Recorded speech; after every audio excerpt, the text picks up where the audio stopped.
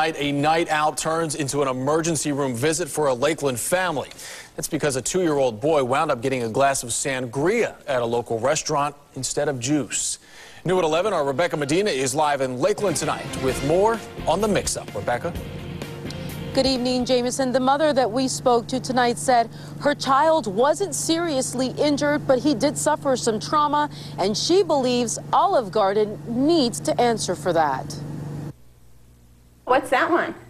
I told you yesterday. You just told me yesterday? Is it an airplane? Yeah. Nico's your average hyper 2-year-old. So Jill Van Hees says she didn't suspect anything was wrong when he started acting up during dinner at Olive Garden along US 98 in Lakeland a couple weeks ago. And I kind of started to, tell him, well, you're going to get time out. You're going to, you can't be loud. We're at a restaurant, trying to tell him how a good 2-year-old should act. Jill said Nico only grew more restless, climbing over the furniture and getting louder. I couldn't discipline him because he wasn't acting out, he was drunk. Jill said she realized that after the waiter and restaurant manager came to the table and explained instead of orange juice, they poured tropical sangria, which contains white wine, into Nico's cup.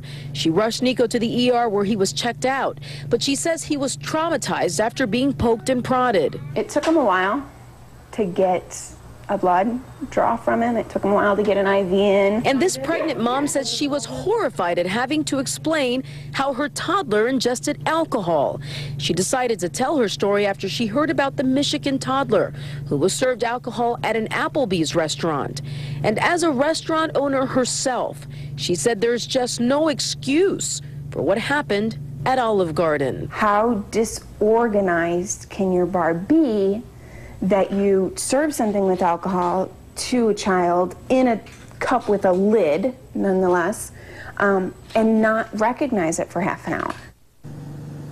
Now, we did get a chance to speak with Olive Garden officials this evening, and they did give us this statement. We want to go ahead and hold that statement up for you all tonight.